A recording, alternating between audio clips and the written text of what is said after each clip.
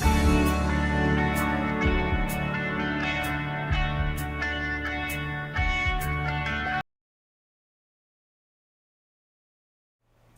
right, so today is our day that we'll be doing the extra topic that we made room for. And then on Thursday, of course, we'll be doing a course retrospective. The one that seemed to have the most interest was JPA, which is Java Persistence API. Now, I learned just today, looking up the most recent history, is that it is now known as the Jakarta Persistence API. It was renamed a couple of years ago, probably as part of Java's push to take a lot of the core stuff that has been developed over the years and then move it out into separate projects so that they could all be maintained independently. And when they did that, it was formally renamed the Jakarta Persistence API. But it's still the same acronym, JPA. Yeah? So it's like the person's name? I'm not sure where Jakarta comes from. I think it's the word Jakarta was used prior to that. Jakarta. The Jakarta EE. I'm sure that was named Java EE at one point. Why they renamed it Jakarta? I don't know. I'd have to look. Like, why is it named Jakarta? Where does it come from? Who knows? All right. Again, there are only two difficult things in computer science, right? One of them is naming things. So they just got to bug up their butt we need to rename this because it's moving over to somewhere else, right? In any case, it's just an API. It's an application programmer interface. And the actual implementation that we'll be using is one called Hibernate. Hibernate actually implements this API, okay? So the idea here is that, as you've seen this semester, you've had to write a lot of CRUD, create, retrieve, update, and destroy, in order to interact with a database. That generally means having at least 4 methods. If you want to have a complete coverage for a large-scale project, you need ways to do all 4 of these things for each and every single table or each and every single class that you have, or both, right? These are called data access objects and object relational modeling or object relational mapping frameworks that make it way easier for you as developers to get an application up and running and have it be backed by a database without writing so much code. As it is, you would have to write at least 4 methods for every table. And in your project, I think the minimum that you want is 6 tables. So 4 times 6, 24 different methods. Ultimately, in your project, we didn't have you do all of them. We just said, okay, load stuff up and persist stuff and then clear stuff out. So your remove on all of that was reduced from 6 or 12 different methods down to just 1 method, right? So you only explored one small part of what it would mean to have all of this database connectivity in a real application. JPA makes it your life easier, basically, and you don't have to write all that CRUD code. It provides an abstract layer between the database and your Java objects. We call those POJOs, plain old Java objects, right? And there's something in between that allows you to reason back and forth without having to actually write any database code. The API is in javax.persistence, and because of the name change, that is now in where the name change was in 2019 with version 3. I think that the versioning here, version 3, nothing new was added. That was just there. Okay, we're moving this out, and it needs to be in a new name, so therefore we're going to name it 3.0, and it's all now in Jakarta.persistence. The example that I'm going to show you today is actually from Java 6. I think that's my compliance level here. And so it is JPA 2.0, which it's as of like 2009. All right. Since then, there have been 2 small incremental changes. Mostly, they were additional features just to support newer aspects of Java. Otherwise, the core API has not changed much at all over the last 15 years. All right. You have a JPQL, which is a Java persistence query language. It's not SQL, it's JPQL. And it allows you to not query a table, but query a Java object instead, right? So that you don't even have to talk about tables anymore after you've made all of your object relation mappings. A little bit of, again, brief history there. It was introduced in 2006, updated in 2009, two small updates since then, but otherwise, and then of course a name change 3 years ago, but otherwise it's been the same since then. Right? To motivate this, let's take a look at this small database with 4 tables. Right? We've got an enrollment table, we've got a student table, and a course table. The relationship we have between them is that one student can be enrolled in multiple courses through this join table, and one course, of course, can have multiple students enrolled in the same course. We also have a one-to-many mapping over here from the student to email table, which is going to be very familiar with you already from your projects, right? Every person has multiple emails, okay? So that's the database that we want to support. Now, if we were to do this with basic JDBC CRUD, right, and have coverage for everything, that's going to be CRUD, C-R-U-D, times at least 4 tables here. So 16 different interactions with your database, right? And what would that look like? Well, it would look something like this, right? I've got a Pojo course object and a Pojo student object, plain old Java objects. And the way that I modeled that one-to-many relationship is that it has a set of emails. And over here in the course, I don't have the courses that this student is enrolled in for some reason. Weird. Okay. But in any case, just to load a person, right? I would have to do a select, and then later on to get all their emails, I would have to select from the email table. To get all their courses, I would have here. I'm doing it outside the class. To get the list of their courses, I would have to do 2 joins. I would have to go from that student table, join over to the enrollment table, join over to the course table. So lots of basic CRUD, boilerplate kind of stuff where you're connecting to the database, you're formulating your query, you're pulling data, you're pulling out data, individual elements, and then creating lists of objects, et cetera, right? All of that is being done manually. That's in a world of JDBC. What does it look like in the world of JPA? Instead of writing our own code to connect to the database, we let the framework take care of all of that for us. Now, this is different from object-oriented programming. It's called aspect-oriented programming. What we're going to do is we're going to annotate our classes and say that this class has a relationship to that table over there. JPA, you write all the JDBC code for me.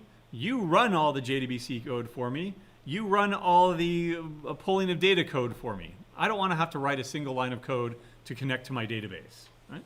And JPA takes care of it all for you, right?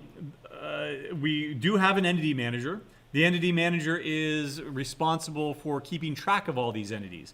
Now that this object has a relation to a table over in the database, now it's called an entity, right? It exists. It models something in a table. And an entity manager is what's responsible for managing the entity and its relationship to that table. If we want to save something, it handles the persistence to the database table. If we want to load something, it handles all of that for us. All that basic CRUD is taken care of for us. Jpql is a nice standardized language that makes it platform independent. So all the SQL I've showed you throughout this entire semester has been universal. They will work on any SQL variant. But you can get into different dialects. Transact SQL, which is for SQL Server, Microsoft projects. MySQL, which you can use, the database that we use, MariaDB, was 100% MySQL compliant. I forget what, PostgreSQL, which is what Postgres uses. If you do go to a different vendor, Informix, if you IBM product, or if you go to DB2, another IBM product, or if you go to who's the major one, Oracle database. Each one of these has a different dialect with its own features added on top. JPQL puts an abstraction layer above that so that you're not even querying a database anymore. Instead, you're talking about Java objects directly. Right? And we don't have to worry about how they get saved, how they get loaded, or anything with the database, frankly. Right? It's much closer to OOP, right? We don't have to write all this basic CRUD. It's portable across application servers, persistence products, et cetera, et cetera, et cetera. It can be configured to provide a lot of other bells and whistles like connection pooling, caching, et cetera, et cetera. So lots of advantages here. It doesn't come with no disadvantages though. One of them is a slight and maybe major performance hit. Why? Because we're not writing JDBC code. Instead, we're using a framework that writes the code for us and injects that code into our Java classes. That's what aspect-oriented programming is all about. You don't actually write any code for it. You just say, what aspects should this code have? And then the code is automatically generated. Auto-generated code is never as good as human-generated code, right? Almost never. And so it becomes a resource hog. Lots more memory, lots more connections to do the same stuff. Not only that, but if you're going to use JPA, you need an absolutely clean object database mapping. And if you've got one Java object and one table, and that's all that's ever mapped to, back and forth, you're good to go. The second that you're trying to do something weird, you're going to be bending over backwards and fighting this framework to get it done, right? So everything I'm going to show you is, of course, clean, right? It's the dirty stuff that doesn't have that nice, clean mapping. That's rarely, I mean, that's a huge code smell, too. That should probably tell you might want to redesign this database because you're doing something funky and weird here, right? So to get started, the first step is to define what's called a persistence unit, right? That's defined in an XML file, configuration file. For us, that's going to be in config, meta-inf, and there's this persistence.xml file. This is a persistence unit, right? It's labeled as a persistence unit. Its name is cberk database, and so I can make reference to it in my code, right? Whereas over here with the JDBC demo, I had to keep track of all that stuff here. Now, of course, you can have a configuration, an XML configuration with JDBC. It's just that that's the default for JPA. Right? There is the URL that we're going to use. There's the driver that we're going to use. There's the login and the username. And there are dozens and dozens and dozens of other configurations that you can put into this file, and then it'll take care of all the details for you, right? Basically, your job is no longer a coder. Your job is now a configurator, right? And that is a word, by the way, a configurator. Right? It's just the nounized version. The configuring would be the gerund form, right? So what is it when you take it and you make it a full noun configurator? No? What? Configuration, yeah, but it also does the configure. It's not just is the configure. I don't know. It wouldn't be the gerund. I'm looking for, is there a grammatical term for something like that? I don't know. I'd have to ask some English person instead. Anyway, there is our persistence API. And if you had multiple persistence units, you could put them all in the same file. For example, if you wanted to connect to one database for one thing and a different database for a different thing, and maybe you had the same database, but you had one on a testing server and then one on a production server, that can all go into the same configuration file here.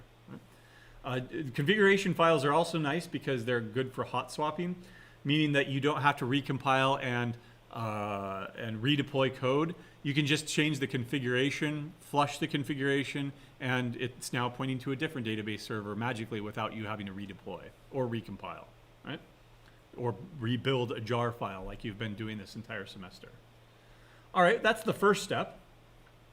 Now what we need is an object relational mapping, right? To do that, we have a bunch of annotations here. You've seen one annotation before. You've seen the @ override. That was an aspect, right? You were saying this method is overriding a method from the superclass. And if it wasn't, then that was going to be a compiler error. We're basically giving this code aspects. We're saying that this plain old Java object, Pojo, is now an entity by virtue of this annotation. It's just a signal to JPA or to Hibernate or whatever the framework is to there's something special about this thing. You need to process it and inject code into it. And that's literally what it does. It generates code and then it automatically adds methods at runtime or at compile time to that class, right? They're expected to be serializable and they're expected to have a no argument constructor. You can make it private. Those are just two technical details. Don't worry about it. Otherwise, you've got other annotations. I want this object to be associated with that table over there. Primary keys. I want this variable to be the primary key. I want it to be generated automatically. Right? Sounds familiar, right? When we create a primary key in SQL, right? Auto increment, not null, dot, dot, dot, right? I want this variable to be associated with this column, etc. Now let's go ahead and take a look at an actual example here. So instead of that Pojo course object and that Pojo student object, I'm now going to have an entity associated with each one of those. Let's take a look at the student entity first. Right? This class, and by the way, you don't generally name them entity. It would still be a student class. I'm just calling this entity because it is an entity. That would be a terrible like Polish kind of naming convention. Don't do that. It's just for demonstration purposes. All right. But otherwise, this class is an entity. Right. So JPA will recognize it and say, oh, there's some association with the database here. What's the association? Oh, well, it's associated with the student table. Right. Let me go back to this ER diagram here. I did rename a few things. So it's not lowercase student, it's uppercase student. And by the way, the reason I renamed things is why? Because I wanted to have the exact same names in my Java code as I had in my database code. Good convention, right? Because then there's no guesswork here, right? Student and student, right? Obviously, there's a connection to the student table, okay? It has to be serializable, so we auto-generate this serializable code. Don't worry about that. But otherwise, I've got an ID, right? And it's its primary key. It is auto-incremented, auto-generated, right? The other types would be dot identity, sequence, or table. I think we let the table do it. I'm not sure. Let's go ahead and look at the documentation. Oh, no documentation. Never mind. Fine. Undo, undo, undo, undo. There we go. We'll just let the database handle it. All right? The column, which column are you referring to? Student ID. And it's not allowed to be nullable. Nullable is the default, just like SQL. Right? For example, where's the rest of my stuff here? First name. Is it allowed to be null? Yes. In this case, it is. Right? The NUID is not allowed to be null because that's our secondary key in the database. It's our natural key, right? Otherwise, column, column, column, and each one is associated with some column in that table over here. Okay. There's what about our emails, right? One student has several emails. Now, I've done this in a slightly different way here. First of all, if we look at the ER diagram, what was the relationship again? One student has many emails. So I use a one-to-many annotation here. Now let's think forward here. What if I went to this email entity Java object, this Java entity? What would be the relationship from the perspective of the email table back to the student table? Many to one instead of one to many. And that's actually exactly what it is. Right? If I look at the student, I see a many to one annotation here. Right? The second thing that I would draw your attention to is this fetching strategy. There are two of them. There's eager or, as we saw here, lazy. Eager means, look, I don't care if I'm going to use this or not. Go out into the database and get all that data. It pulls all that data at the time when you create this object or when you pull the student object. It eagerly fetches them. Eager beaver, right? It goes out and gets it, right? Whether you need it or not. Lazy would be only if you asked me something about the student, am I going to go out to the database and load it up from the database? Because I'm going to be lazy about it. If you're not going to use that data, I'm not going to bother to load it up because I'd be wasting resources, right? I forget what the default is. I think the default might be lazy, and that's why I did eager right here. Right? Transient is another annotation. Before we go on, I guess. How do I join over to the student table? Through the student ID foreign key right here. And so my join column will be the student ID in the target table. Okay. I don't actually store the emails as email entities, though. I store them as strings. And I label this as transient. Transient is the antonym of persistent. So persistent is saved across, runs of your program. Transient means it lives, it's ephemeral. It only lives for that program and that's it, right? It's gone. It's not actually stored in the database. So if you've got, say, state that needs to, that you want JPA to ignore, you have to use this transient annotation. If I didn't have that, JPA would look at emails and say, wait a minute, this is an entity. Emails, I don't see what the relationship of this emails is to the table. Throw an exception. I don't know what to do here. Right? Transient makes sure that tells JPA, don't worry about it, just ignore it. Right? The reason for that is, where is it? Emails. Oh, all I do here is I go through the email entities, add the addresses, and then create that set and return that set. Right? Whenever somebody asks for it. There are other things that you can do as well. Again, we're only going to touch the surface of the features that JPA offers. All right, that's one relationship. What about the student to course relation? What is that? One course can be in multiple, one student can be in multiple courses. One course can have multiple students. That's many to many. And so we have a many to many annotation, right? We're going to eagerly fetch all the courses that a student is enrolled in, but now we need to define both relationships, right? We will join using the student ID, because if we start at the student table here, how do we get to the enrollment table? The student ID. Well, from the enrollment table, how do we get to, how do we go to the course table? Or how do we go from the course table down to the enrollment table? That's the inverse join column, right?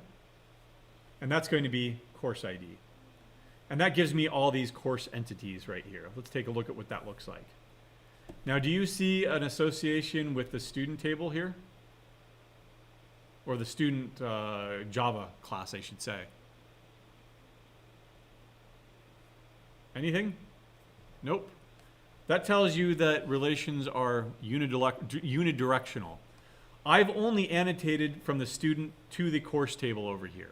In order to get a roster, for example, for a particular course, I would have to have a set or a list of student entities here, and I would have to have that exact same, where was it?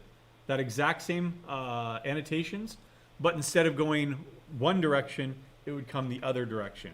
And my join column and my inverse join column would end up getting switched. Right? But otherwise, as it is, there's no way for me to go from the course object over to a student object. Okay, good. So that's a brief introduction to those examples there. And again, many is implemented via the set interface. You can change that, of course. Join column, many-to-many relations may require a join table specification, like we have in our example here. Where is it? Join table. The join table was named enrollment between those two tables. Right. All right, let's take a look at the actual code that loads everything up now. JPA demo here. The first step is to create an entity manager factory. From that, you can create an entity manager. The entity manager factory right now is associated with that persistence unit, my database. We create an entity manager from that, and then we can start some transactions. Hey, that looks like kind of like SQL. Is it SQL? Nope. Select what? All right. From what? We're not talking, is this a table? Student entity? Was that a table in my database here? Nope. What is it? It's an entity. It's a Java object. I can click on it, and it'll take me to that Java object because it knows that it's a Java object now. Right? It's not a POJO. It is an entity object now. Right? So from student entity, right? And here I don't know why I've got this. Oops, nope, I wanted to get rid of that. There we go. Right. And there's my query, my JPQL query. It's not SQL, it's JPQL, Jakarta Persistence API, right? Query language, excuse me. Entity manager will create this query and give me the result list, right? Do you have to iterate over and go, all right, give me the next one, give me the next one, give me the next one, and worry about pagination and all that kind of stuff? Nope. Here you go. Here's your entire list all at once. Right? We then close everything. So we close the entity manager, we close the entity manager factory, and everything is detached at this point, and we can print it all out. So there was a little bit of a performance hit, right? It was not going to be as fast as JDBC, but not that big of a deal, at least for this. Over in my office, it was like taking 20 seconds. I don't know why. Bad connection point over there. Otherwise, we've got John, student, enrolled in 3 classes, Joe Kerr, Steve Brule, and Mike Trout here. Right? And I don't have my database open to show you that those are the only 4 students in there. Okay? But that's pulling from the database. Right? Much, much fewer lines of code. It didn't have to write any CRUD. Right? And in fact, once I've got everything annotated, all the CRUD, they all come for free. Because, where are my, let's jump down here for a second. There we go. All the CRUD is done through methods, right? You can find an element, you can persist, save, right? So that's create and update at the same time. You can detach, which just severs the connection between your Java code and the database for that session. You can merge them. You can flush them, you can remove them. There's your destroy, right? That deletes from table where blah, blah, blah, right? And you can refresh stuff. So all your CRUD now comes for free with this framework. Let me show you how easy it is. Right? All you need to do to add a record to the student table is create a new entity. 42, 42, 42, 42. Jackie. What should be the last name? Robbins. Okay, good. Got some baseball fans here, right? And then persist, save, right? All I did was create a Java object and use JPA to save it to the database. I didn't have to write a single line of SQL code at all. I didn't have to write a single line of JDBC code, right? Now I am rolling back the transaction here, so instead of rolling it back, I will commit it, run this, good. And then restore what we had before.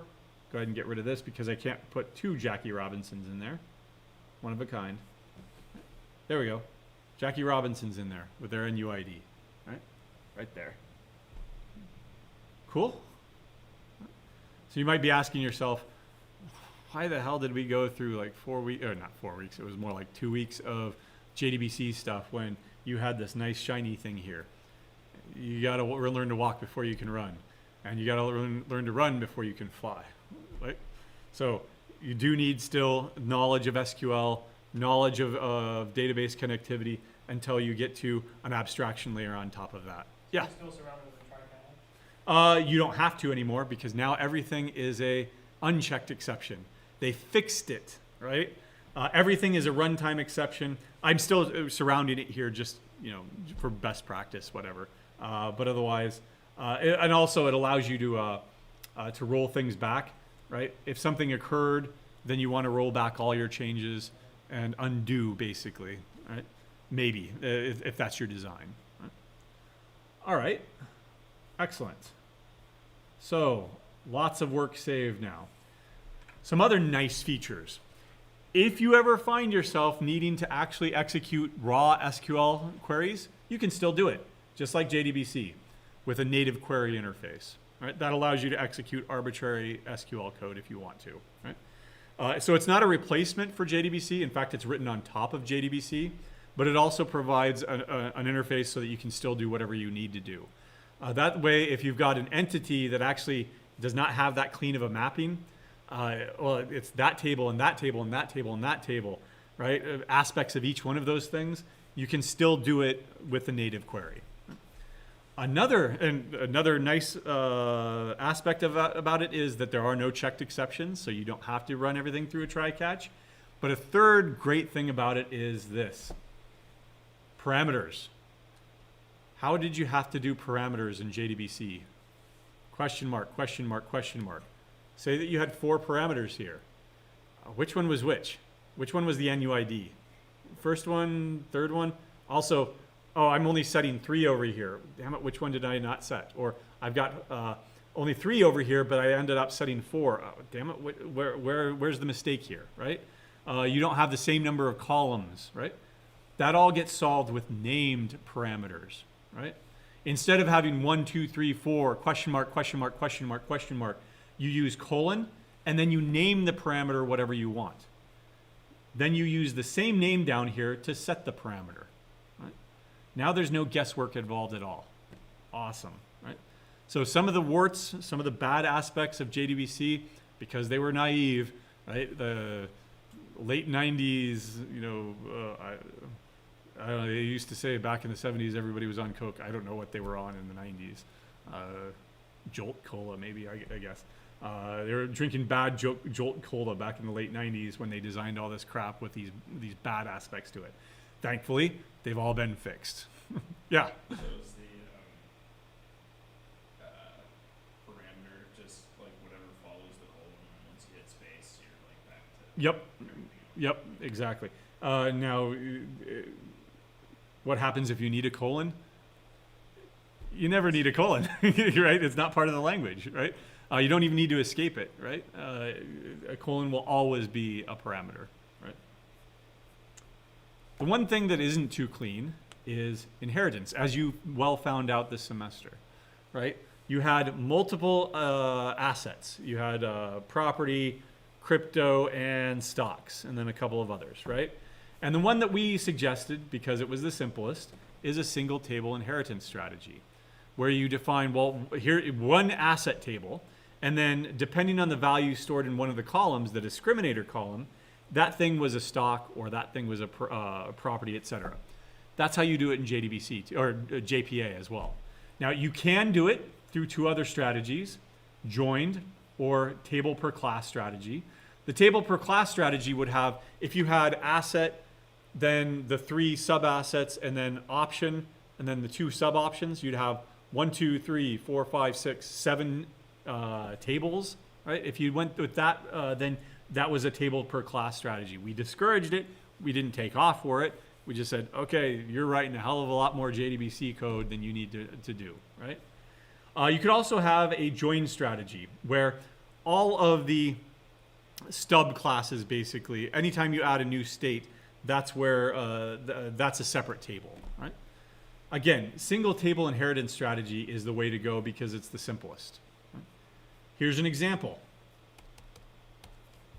I've got an employee record, which is an abstract class.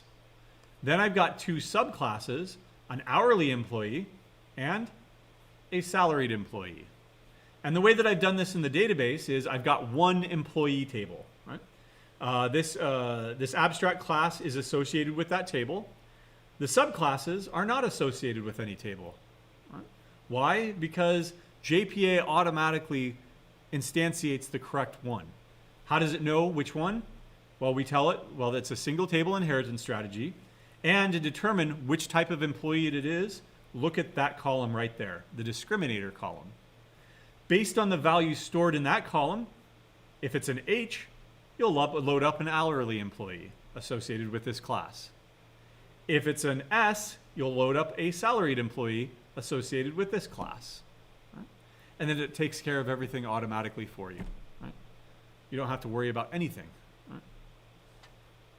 So you could have probably, again, you could have used this in your project. It's pretty easy to get the hang of. The real challenge is getting it set up and getting it working. If you can get over that hump of just getting that first Hello World program to load, right? Just load up a single game, or just load up a single record and print it out. You're pretty good. You're pretty much good to go. You have to set up the persistence unit. You have to make sure that all the proper jar files are there. You have to make sure that all the configuration is there. You have to make sure that you're on the correct versions, et cetera, et cetera. And it's just, setting it up is a huge headache. That's why nobody knows how to do it. Once you've got it set up, it's not like it's a daily routine thing. You set it up once and then you forget it, right? That's why I always have README files. There we go. Remind myself of, this is what you did when you first got it working. This is what didn't work. This is what you tried and didn't work. These are the resources that you use, and make sure that you go to the archive.org and archive that page so that when that website goes down 5 years from now, you still have a record of it. You can force, I believe you can force archive, the web archive, archive.org. If you request a, I don't know, let's go to my website. Hey, Internet Archive, go ahead and archive this today at this time for me. I forget how to do that. Oh well. Anyway, there's a way of doing it. And so if you want to use, it's the Wayback Machine, archive.org, right? Have you ever heard of that? Right. You can look up any URL and then you can look at the history, but of course it's not archiving every second of every day. You might get lucky and it was archived sometime, 5 years ago. Oh, that's one I want to look at or something, right? But it's a very nice website. Right? If you ever want to see what was on that website before, right, you can go there and check it out. Right? Nothing ever dies. Remember that. That's why you don't get on social media. And if you do get on social media, remain anonymous, always. Anyway, that's handling inheritance. And again, once you've got it set up, you're good to go, but that is the biggest challenge there. Right? Discriminator column, some resources there. I wouldn't recommend any of these resources now unless you find a more recent tutorial. Again, I would start at a 3.0 immediately, starting and on a new project. I wouldn't worry about the other stuff. Right? Find something current and find something new. Right? I would also mention that every single language is going to have some way of connecting to a database. Not only that, but every single language will have an ORM like this, an object relational mapping. Right? I don't know, is there a list of ORM? Nope. Object relational metadata, there we go. So, do we have a list of them? Object-oriented databases, I don't know, C#. There. C#, I think they call them ADOs. Abstract data objects or something like that. Python definitely has something like that. Yeah, ORM tools. I don't know. Wikipedia, list of ORM frameworks. By language. Hey, there we go. There's a list. For Java, there you go. At least a dozen of them. For .NET, C#, LingQ, there we go. That's what the current one is named. Perl, PHP, Python, Ruby, Smalltalk. Everything is going to have some sort of object relational mapping library or framework for you to get something like this done. All right, questions? No? Yeah. So what about, are they all object-oriented programming languages? Not necessarily, but all of these are. Yeah, I mean, Objective-C definitely. Perl. Some of these didn't start out as object-oriented programming languages. They added object-oriented programming support later on. Like Python, I don't think that there were classes in Python in the beginning. Certainly PHP did not start out with classes. And even if you say something is an object-oriented programming language, that doesn't mean that it supports all aspects of all object-oriented programming concepts, right?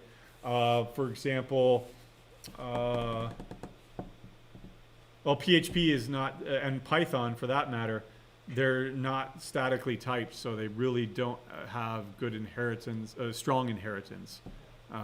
They use duck typing instead. But in this case, when connecting to a database, they're offered as options. Yeah, I mean, it's just a table to an object mapping, right? It's just data to data. Right? Yep. Yeah, again, getting it set up is the biggest pain. I had to bring in, you need your MySQL connector jar. Otherwise, Hibernate, you need that jar, you need well, who would have thought? Everything in required. You need all that stuff. I think you also need that Hibernate, and I think optional means optional. You don't need that stuff unless you're going to use those features. Right. So yeah, do I have Apache email in here or something? Mail API. Okay, no. Right. Again, it's not one of those things that you do every day. You set it up and then you forget all about it because it works.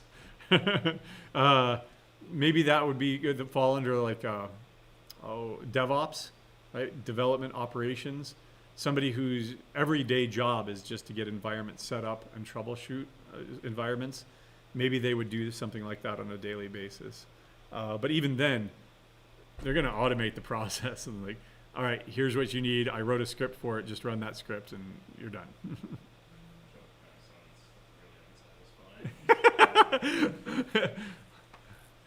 Well, it depends on what you mean. Just like making environments over and over, and like that's kind of where you stop. Yeah, maybe, but at the same time, you know, if I had to, if anything that you can automate is satisfying. Because you never have to deal with that crap again, right? And so I mean that's what I enjoy the thrill of. All right, it's done. I never have to worry about that ever again. How we grade people in this course and all my courses, I just write scripts, hit a button. In fact, I also want to automate that too, so I don't even have to hit the button anymore. Just schedule it for. All right, the due date is done. You automatically run and assign all the graders. It's a random process. Assign all the graders, and I don't have to do anything. I thought about doing that on a cron tab, but you can do cron tabs. Have you ever heard of cron jobs? Okay, so maybe some additional Unix stuff here. Let's see. I don't think I've got anything over here in 155's H. Cron tab list. Nope, I don't have any cron jobs. But what you can do is, I've got an example of a cron job. Process killer. So this is used more in 155 when somebody submits code that gets stuck in an infinite loop. So this cron job is a process killer. It'll go out and look at any process that's taking more than 5 minutes and kill it. Right? The syntax for this is every day, every 5 minutes, run this script of every day, of every hour, or of every day of the week, etc. Right, that's what these stars mean. So if you set up a cron job to do this, right, the operating system will take care of it automatically for you. You can also set up one-time cron jobs and stuff like that. It's just that I never trust myself. No, I need a little bit of control here, because if an assignment grading script screws up or something, then that's more work. Yep, every 5 minutes there. So cron jobs, everything can and should be automatable. In fact, there's an XKCD about that. XKCD automation chart. There we go. Automation chart. There we go. I think. What? I want the actual XKCD, not some commentary on it.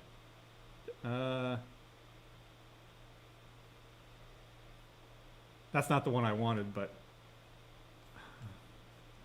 automation. Oh, is it worth the time? There we go. That's what I want. All right. And zoom in on this, right? So, how often do you do the task? How much time would you shave off by automating it? And is it worth it? So if you do 50 times a day, or like how much time do you shave off? How often do you 50 times a day? So if it's very, very often, then automating it becomes very, do it, right? But if you only do it yearly and the task only takes you, say, 6 hours, then maybe not. Maybe it's not worth it, right? If it's a once in a blue moon kind of thing, then don't bother automating it, because the investment of time that you put into automating something is not worth the payback that you get over the long term. Right? I mean, you can come up with another, return on investment chart of some sort. I just did a return on investment chart for paying off a mortgage early versus taking the same amount of money and putting it into the market under certain assumptions, and like, when does it make sense? And, at least for the numbers I was running, never makes sense because. Well, no, if you've got high interest rate, like if you grew up in the 70s, or if you had a mortgage in the 70s and you were paying 10% interest, you pay it off. But if you are living in a time when you have 2% mortgages and inflation is 6%, never pay it off, because you are by paying that interest, you are actually gaining money long term, because inflation is higher than the interest that you're paying. So 30 years from now, when you make that last payment, that money will be worth a fraction of what it is today, right? Versus if you'd put it in the market, then you're even gaining stuff. In fact, the reason I did this is because the I-series bonds are at 9.62%. So the U.S. savings bonds, it's extremely high because it's tied to inflation, right? So if you were to ask me like 5 years ago or something, should you buy bonds? No, but I was like, whoa, my our rainy day fund is sitting in a savings account earning 0.2% interest. Screw this, we're buying some bonds. Do you go to is there like an official website? Yeah, it's just treasury.org. You're buying U.S. savings bonds, so. So did you give you an account? Yeah, you have to create an account and you buy bonds. You're limited to 10 grand a year per Social Security, but Social Security number.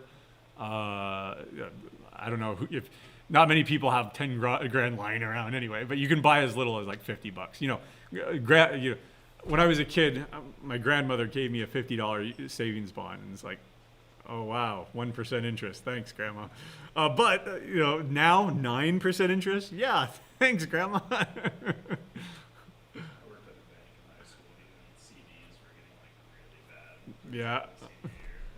I put in a CD, I think my junior year, and then it was at a bank I didn't work at, because I put it in like before I started working at another bank.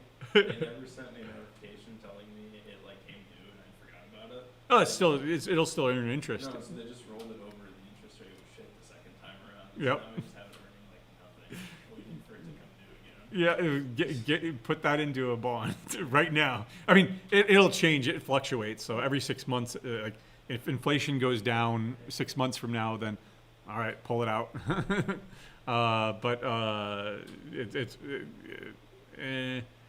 Inflation will probably go down, but it won't go down. I mean, it'll go from 9% maybe to 5%, but 5% is still amazing, right? 9.62% FDIC guaranteed. That's market rates, but with FDIC assurance. Wow. It's a good time to have some money, but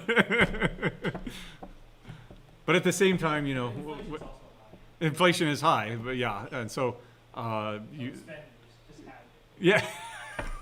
Well, don't just have it. Like if you stuff it into like a mattress, like old timey folks, then you are losing money to inflation.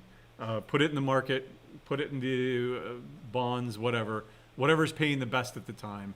Don't put it into gold. Don't put it into Bitcoin. Don't put it into options. I posted that Is option. that how options work? Is like the GameStop thing? Is that what they do?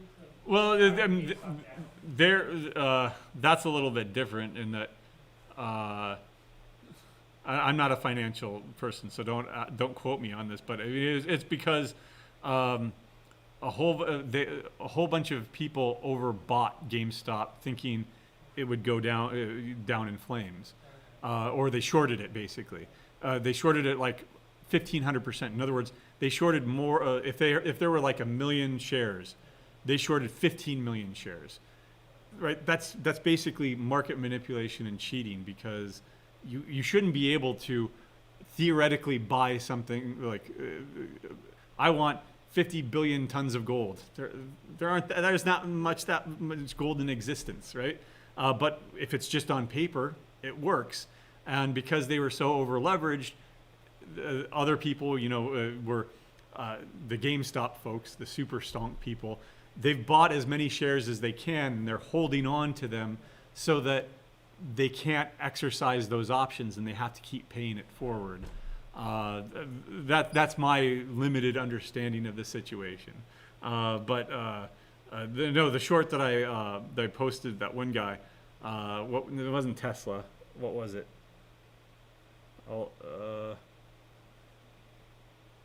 Netflix.